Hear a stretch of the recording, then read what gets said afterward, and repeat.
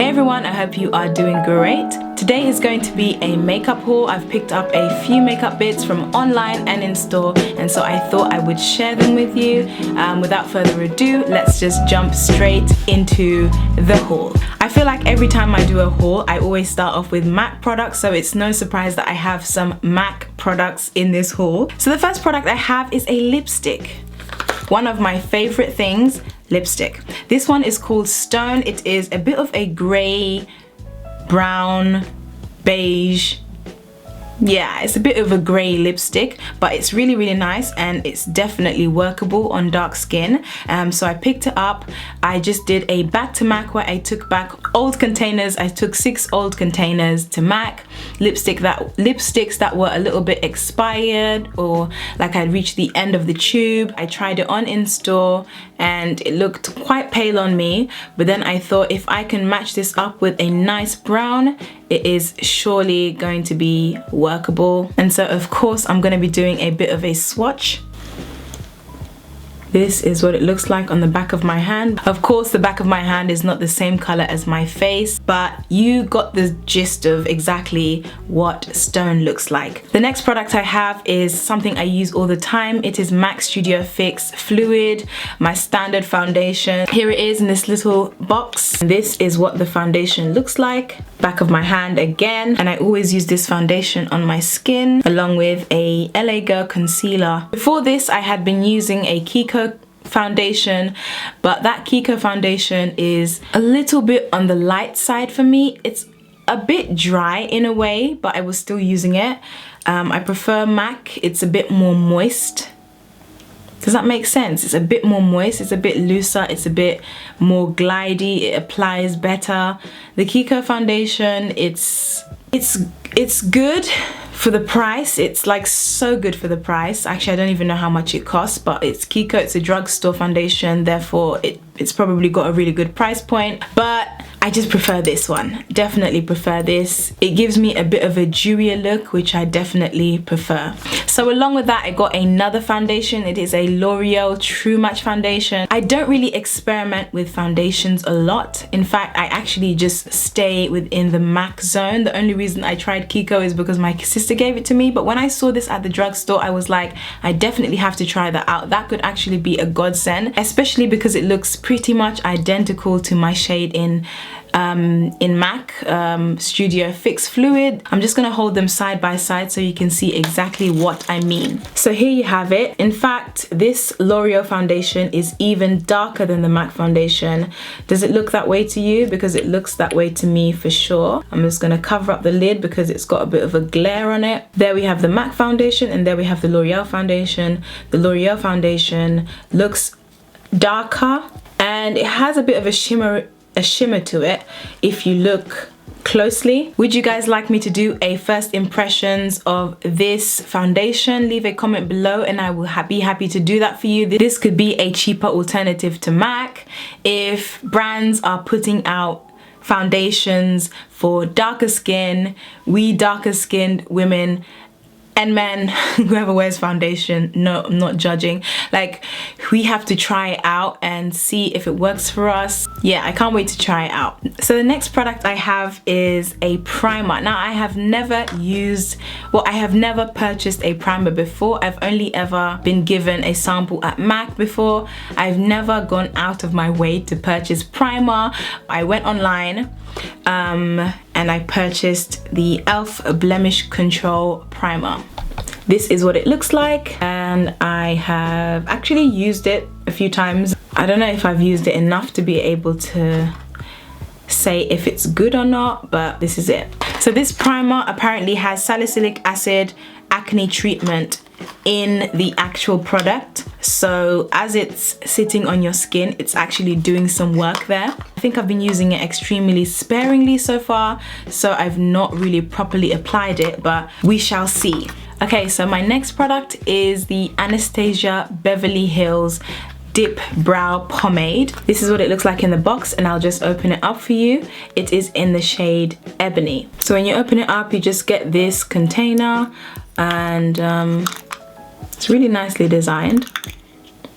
And this is what it looks like on the inside. It looks quite dark, but It's for the brows, so it should be fine. There were actually darker shades than this, but I went for ebony. Now this is going on my brows. I don't actually have brows, so I tend to draw them from scratch.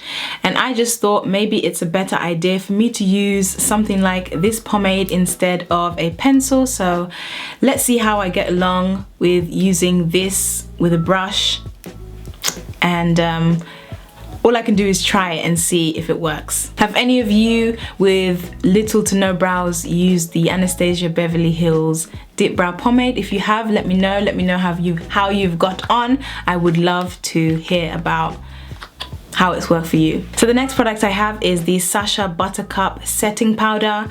It is a flash friendly, camera ready powder for multicultural women. I like the fact that it's actually marketed at us, so we know that despite the color of it, we can actually use it. So this is the box that it comes in. This is the actual powder itself. I'm just gonna open it up. It's just got a layer on top of it. I'm not gonna remove it now because obviously the powder will start puffing like that bentonite clay. I've just watched a lot of people's reviews and then I just decided to go for it because a lot of what people were saying were just positive things. So let's hope I have a lot of positive things to say about it too. So the next product I have is this RMCA No Color Powder.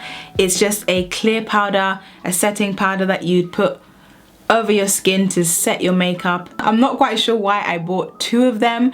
I'm debating taking this back, but I have definitely heard some good stuff about this. So maybe I should just, you know, keep it and try it. The ingredients in this product are actually pretty simple. They're just talc and silica. So I'm not even sure if this is like glorified baby powder, but I think the whole concept is that it's meant to be really, really, really finely milled. Okay, I'll just read the description. The perfect universal setting powder for all skin types, no color powder, contains absolutely no pigment, no perfume, no fillers, and will never alter your foundation shade or natural skin tone. It will set your makeup with a flawless finish that won't cause flashback. So let me know, have you guys tried this before? I think it's mainly been used by makeup artists so far, but do I really need 2? Do I need the Sasha Buttercup powder and this one as well? I'm not sure. It's put in like, it's in like a salt shaker, like a spices shaker, so it's a bit of an interesting packaging choice. This is what it looks like up close. So the next products I have are just a couple of LA Girl concealers. I got the darkest shade. Usually I use, I think, Cocoa is the shade I usually use, but then I just decided I'm gonna get the darkest shade to work with. It is called Mahogany. I also got the color correcting one and it is called Orange Corrector. And this is what the both of them look like. This is the darker shade in Mahogany and that is the Orange Corrector. Okay, so the last product I got is something that I only saw because it was trending. I think I saw it on BuzzFeed and I was thinking, what is this product doing on BuzzFeed? But yeah, they do try out products sometimes. And the reason I actually went out of my way to buy this product is because of the whole ease of washing it.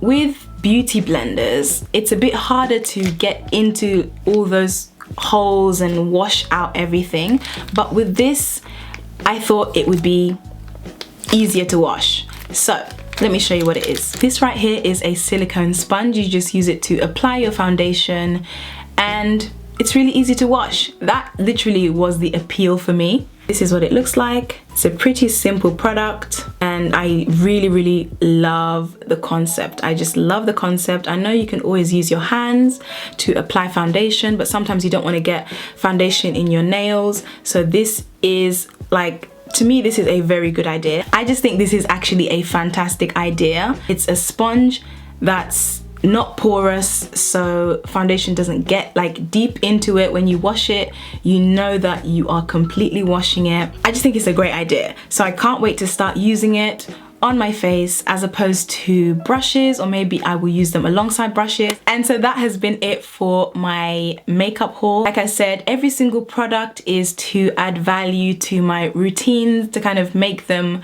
work a bit better for me. My routine was actually working fine by itself, but I was getting the eye creasing. I needed a primer.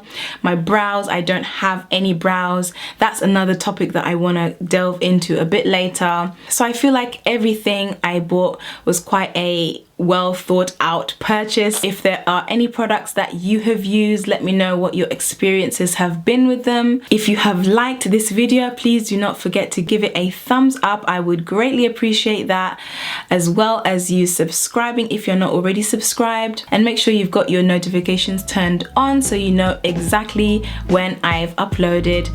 And yeah, I think that's it. Thank you so much for watching, and I will see you in my next video. Bye.